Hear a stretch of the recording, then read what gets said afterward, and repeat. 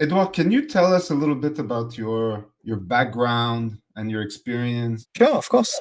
I've been a developer for about 12 years now. I started as a reconversion. I studied civil engineering before, and I tried a few different studies at college, but nothing that stuck. I always liked IT. I assembled my first computer when I was 13. I programmed my first website when I was 15, but I did nothing with it. I just was curious and I didn't push it. And for a lot of years, I just liked using the computer, but I didn't want to go in IT because I was afraid for a wrong reason that if I did a job out of it, I would lose the passion I had. And after a few years working in different branches, I realized that being on the computer was my favorite part of work. So I finally decided to go to work for into IT, and programming seems like the funniest thing to do in IT. And I think it was a pretty good choice because now I still love my job, and I always want to improve my ways of working, and that's something I get a lot of pleasure from. Yeah, that's amazing. So you worked as a civil engineering? You were working in that field before you decided to No, go? I only studied about it, and when I had some trainings and placements, Yeah. I realized it wasn't for me because I hated the fact that the company did not care at all about the final users of the buildings. It was just about the money, and even if there was some logical improvements, some obvious improvements to make, they wouldn't do it unless they were specifically paid for it, and did not even want to talk to the customer about it or to the client and tell, if you spend like a couple hundred or a couple thousand more, you'll get a huge improvement. They were not even interested in advising the final user. So I was ethically against that kind of behavior. Wow. Okay, that's fascinating. So civil engineering is like buildings, right? Like, Yes. okay. So all these tall buildings that you see that they all resemble each other. No matter what city you go to, you'll see the same building. Basically, you're saying that in this industry, it's all about the money. It's all about how can you build it as cheap, as fast as possible, without any consideration for the experience, of the final user. Yeah. Yeah, in France actually, and I can't say it's industry-wide, but the different companies I work for were definitely in that kind of behavior, and I just never applied to any company because of it. Interesting, right? Okay, and so you decided to go into web development, and right after that, or Yeah, just before there was a transition of a year. That was I went back to my student job, which was how can you say general employee in a gym. It's a gym I worked a few years before, and they liked how I worked, so they took me back. Yeah, it's a special gym which is focused on martial arts and fighting sports. So. yeah, That was an awesome move too, because even if it was a minimum wage job, it both made me realize I couldn't stay all my life in minimum wage job, so I needed a training, and also in parallel, I did my kickboxing coach degrees. So it's been 12 years now since I've been both a web developer and a kickboxing coach. wow, man, that's awesome. Yeah, cool. I do a Brazilian jiu-jitsu, guys. If you didn't know, I'm a white belt Brazilian jiu-jitsu, so don't mess around. Okay, cool. Well, as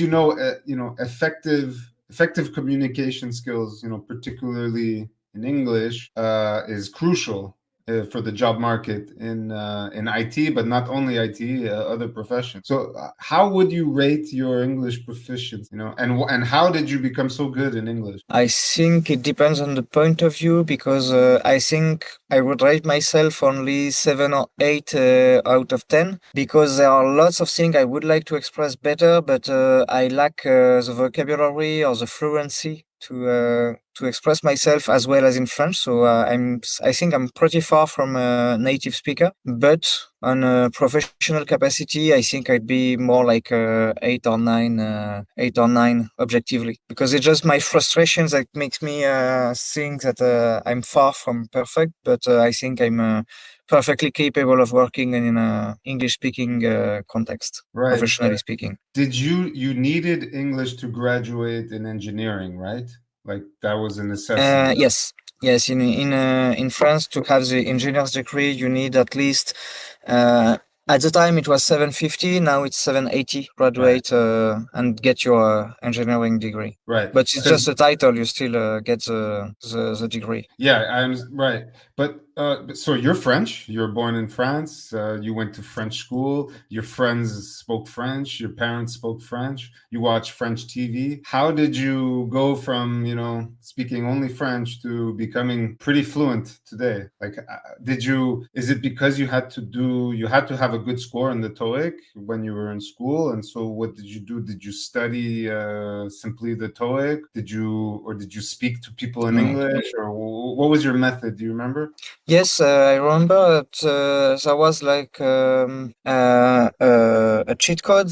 It was that when I went to Strasbourg for the high school, I went to a class where it was a middle school actually that had 5 hours a week of languages instead of 3. So it was called European classes, since Strasbourg is the heart of is a city where the European Parliament is located. So Yeah. we had these kind of places, and 2 years later we had a test to see if we were good enough to be in the class that wanted to train elite English speaking classes. And I had for 2 more years 5 years of English instead of 3, and also a couple hours of English history taught in English. So from the start, I was quite I was in a better context than most French people to learn English, but also because I loved it, and I've always been interested in learning English. I also had video games that at the time were only in English. By the time the French market was not good enough, so you had to learn English if you wanted to understand what was said in video games. Afterwards, it was movies or series, TV shows. So once I started downloading my movies and my TV shows, I always wanted to have them in English. At first with French subtitles, and gradually I switched to English subtitles to improve my English. And I always took the opportunity to speak with other English speaking people when I saw, and as I met some English speaking people, I tried to speak in English instead of French, even though they wanted to learn French. Okay, that's great. So, how old were you when you were in middle school? Like approximately At the age of 10. at 10. Wow. Okay, so at Yeah. 10 years old, you were having 5 hours of English per week, like Yes. basically 1 hour a day. Yes. Ah, perfect. Well, don't you think all of the French system should be like this? Probably, and especially if you had good teachers, such as the one I had, but You also had maybe good. not for everyone. I see. So you had also a good teacher. Yeah. Yeah, So she was a everything, British person. British person and good teacher. Yeah. So everything was aligned for you, man. Like five Yes. times a week. So every day English games. You were interested in games. You liked English, so you had the passion Yes. for it. There were people that wanted to speak to you like English people wanting to speak French, but you're like, no, no, no, no. We're gonna speak English. Yeah, So you took we sometimes opportunity. found a middle ground where they would speak in French and I would answer in English. Oh, okay. Yeah, yeah, good. So all of this put together is how it's possible for you to be. Okay, that's great. Very useful. But if there was one thing maybe to put emphasis on, would be to need an interest. Because if you try to learn a language just to learn the language, I don't think you can get such great results.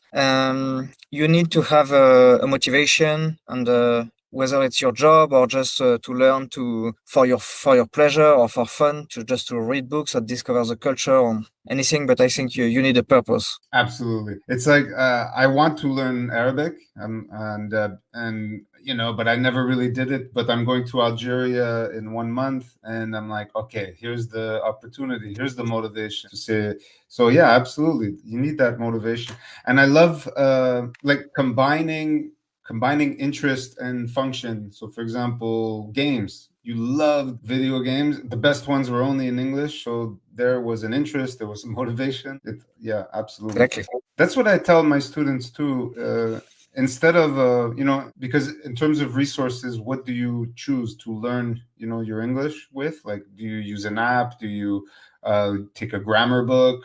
Do you right? I think the best thing is, for example, if you're a web developer, you watch YouTube videos, of something that's in your interest. Put English subtitles. There's a context, there's an emotion, there's an interest. That's what will make Yes. you, learn faster. Good. Yes. Yeah, I totally agree with you. I think you need a pleasure to have a deliberate practice. It needs to be something that you enjoy doing. And if I had one advice, maybe it would be to if you really lack a vocabulary or skills in English, just try something you liked as you discovered in French, and then watch it several times. First with the English voice, but the French subtitles, and watch it again with English voice and English subtitles, and go gradually from there, from French to English, first with the audio and then with the subtitles. Okay, man, that's great. Yeah. So if you there's a TV show or a movie that you like in French, then switch it to English, put French subtitles, and then do it again. Yes. Okay. Yeah. Yeah. That's a good And idea. maybe finally do it without any subtitles, just audio. Right. Yeah. This is the hardest part. Yeah. Yeah. But that's the part where you're really listening, so that's good. Do you have any specific experience like where you needed English communication? It was necessary, like any of your jobs or where you had to communicate in English? Communicate, not really. Maybe on holiday when I was abroad, but in my job, it's pretty current that you don't have resources in French. And even though you can sometimes translate, it's time consuming, and you don't know, you cannot filter what's useful and what's not. So I'm pretty sure English has been a real Kickstarter in my career, because I read a lot of books that were not translated to French. I got some skills that I couldn't have had if I only spoke French. Okay. And these are some skills that I specifically sold for my current mission. So it's really helped me get where I'm. Oh, okay. I see. So you had like a jump start because you were able to read, for example, books or resources that were only available. They were so new that it was only available in English. And so you were able to Exactly. right. So you gained a skill that was not really available in the French market. So you had like an advantage. Exactly. I just put the title of the book that I think is one of the greatest jumpstart to my career, and that made me able to deliver quality software, and to have the process that allows me to guarantee that my code is working and that users can expect it to work. Okay, so working effectively with legacy code. And so reading that in English in the native language really gave you an edge. I don't think there's even a French translation. Oh, wow. Okay. And do you think did you ever get any missions because, for example, sometimes when you get missions, do they require that you have a good level of English? Currently, I never obtained a mission like this, because I've only been a freelancer for 3 years, and I'm only at my second job as a freelancer. But I had some interviews that would have been blocking if I couldn't speak English. Okay, you had interviews in English. Yes, Oh, wow. I had technical or HR interviews in English. Right. Okay. Right. So definitely an advantage for your career. Okay. Yes. Wonderful. Well, we only have 5 minutes left, so I would like to have some questions if possible. If anyone has some questions, yes, Viviane. Victoire, sorry. Yes. I would like to know how did you go from developer to CTO, and how does your day-to-day work differs from CTO to developer? I've been a CTO by pure luck, because as I said, I'm a kickboxing coach. I have a student who hosts a podcast with tech entrepreneurs from my city, and one of them was looking for a CTO. It was a really early stage startup, and I've always been interested in team organization, quality of the deliveries and everything, and that were qualities that the CEO was looking for. So he hired me as a CTO, and we worked together for a year. And currently, I'm just a senior developer, so I can give my opinion on how we organize the work inside the team, but I no longer have a responsibility to deliver to report to the CEO. Okay, so how does your senior developer work differs from a simple developer work? I sometimes have to coach some junior developers, and also sometimes the tech lead asks for my opinion regarding complexity of some tasks or quality of some parts of the code. Okay, thank you. You're welcome. Thanks for your questions. Thank you. Victor. Little echo. Would you mind turning off your mic, please, Victor? Okay, that's better. Okay, anybody else have a question? Yes, I have a question about. Okay, I watch series and films, as you said, just like you. But I feel that my memory doesn't work as I wanted to. Work. I don't remember all the vocabulary that I hear when I'm watching the films and the movies. Even if I write it, but I feel that it doesn't work. Do you have any tips?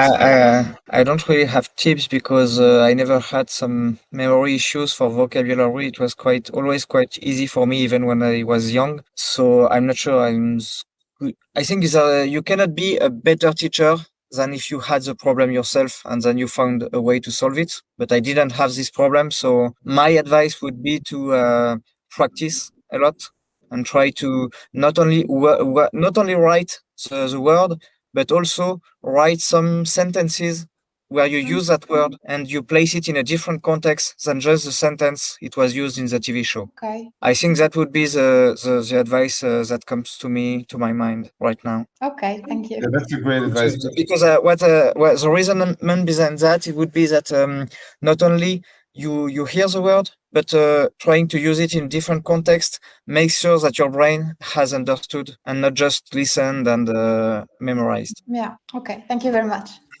Yes, there's also one thing that comes to my mind is that I think there are some steps you have to take to really make sure you memorize something. Is that maybe if you wrote it like Monday, just read it again on Tuesday, then Thursday, and then the week after that, and have more and more space, and still you feel like you totally mastered it. Okay. I think I read something about the brain working that way. That's correct. Yeah, it's called spaced repetition, which is very well known in the language learning industry. But also, I would say, there's 350,000 words in the English dictionary. So obviously, when you say you can't remember the words, which words are they really that important? Are they words that are useful for you for your career, right? So I would say first focus on that very pragmatic thing, which is you doing an interview in English. So what type of words would you be using in an interview? To impress the recruiter, so that when you start working, well, then you'll learn the words that you absolutely need to know for your profession first, right? And then the rest will just come through practice and through traveling. So great question, Kenza. I didn't mention traveling, but it was also a big part of my learning. Traveling. Yeah. By traveling, you mean only speak with the people that you meet, I don't know, in a bar, in a restaurant, or it was traveling like linguistic I went to Great Britain specifically because I wanted to use the skills I learned in class. We have a question from Brahim. No, I don't have a question. Sorry. Oh, okay. All right, no problem. Victoire. Yes, and when you're abroad, in what context, in what type of context do you speak? Do you take special classes or in daily life? Just daily life. I never tried to take classes abroad. What I learned in school was enough for me for the beginning, and I just practiced more. And sometimes I apologized to the people and said, "Sorry, I didn't understand. Can you speak slower, please?" And maybe sometimes I also had to ask them to explain some words or some things. And at first, it can feel a little annoying, but when you're trying to do some efforts, people are really nice. I never had people like going away or feeling annoyed by it. Okay, cool. Thank you. You're welcome. I have a question. What about your accent? Do you what do you think about your? Oh, hold on. Sorry. Before that, Domir, did you have a question? Yes, I have a question. Okay, go ahead. Edouard, I have a problem. When I read constantly translate the sentence word for word. Have you ever had this problem? If yes, how did you get rid of that? I had this problem, and my teacher yelled at us. So we had this problem, but now with different tools like AI or Google Translate or everything, I think you can practice a lot and also try maybe to read the sentence 2 times or 3 times before you even try to put it into French. Okay, thank you. And from French to English, I don't know, maybe try to remember if you have some idiomatic expressions, and if you can use them, and be really, don't be too ambitious, just to go step by step and have trust in the process and practice really regularly. Okay, thank you. Also, maybe what you can do is sometimes go to English forums. For a written expression, I was a huge Reddit user for maybe 10 years, and writing in English was a huge step up in my ability to express myself in English. I see. Yeah, that's a good point, Edouard. Like writing in a language is, even though because of the tools that exist today, we don't actually need it. For example, when I write in French, I never write in French. I write in English, and then I use the translator, and that's it. And I did have to do a French test last year for my French citizenship. So I did have to do some writing. And that's when I realized, how limited, in fact, my writing is. And it really exposes your level. But for sure, for English, for example, I wrote a lot in English. I did a lot of writing in my, I have a history degree, and my English vocabulary and just my general English was pretty good, much better than the average English person, because of all the writing that I because you're learning new words, and you're really concentrated on what you're using in terms of words. So writing is great. And in fact, when I remember in school, that's how we would learn English. We would have a topic. The teacher would say, okay, we're going to write about, I don't know, abortion. Are you for or against abortion? Then you write it, give it to the teacher will give it back to you, and everything will be corrected, right? Like, this was a mistake, red. And you would learn from your mistakes. That's how you would learn. There would be no explanation, this should be present perfect and, auxiliary, this, that. No, there was none of that. It was wrong, this is the correct way. And that's how you learn over. So, yeah, writing is a great way, for sure. Yes, and I would advise against instant communication to learn writing in English. That's why I specified Reddit, because you have all the time in the world to write your sentence. You're not in a hurry to answer fast, because some people are replying in real time. Mm-hmm. So you say you won't have the speed. Right. So you say you're encouraging people to write in something like Reddit, so that you have the time to write. Right. Yes, forums over social networks or instant communication. Yes. Okay. Good advice. Great. Okay. What else? I'd just like to answer the question about French accent. Oh yeah, I forgot. Yeah, please. Because it's a typical French question we have, and I don't like my accent. I can say at some point I hated it, and I just realized at some point that English language is spoken by more people who learned it in their life than native speakers. So English-speaking people are just used to people with shitty accents. So if you if you just not feeling comfortable because of your accent, you will look like somebody who is insecure or something for absolutely no reason. And when I went abroad, for example, in Great Britain, people just loved French accents for some reason, but they never made fun of me or belittled me for my accent. It's something that only other French people in English classes criticize. So you have to free yourself from the look of other French people, because French people are the only people I met who care about French accent while speaking English. So it's thanks really for asking this, because I think it's one of the most important thing I could have said to you people. Yeah, absolutely. Because do you think it prevents some French people from learning English because of their accent? Sure. They're discouraged by Yes, and the general learning system or teaching system in France is shit in languages. I know people who learned English or specifically German for years and years, and who are not even able to go and buy some food in a restaurant in a different country.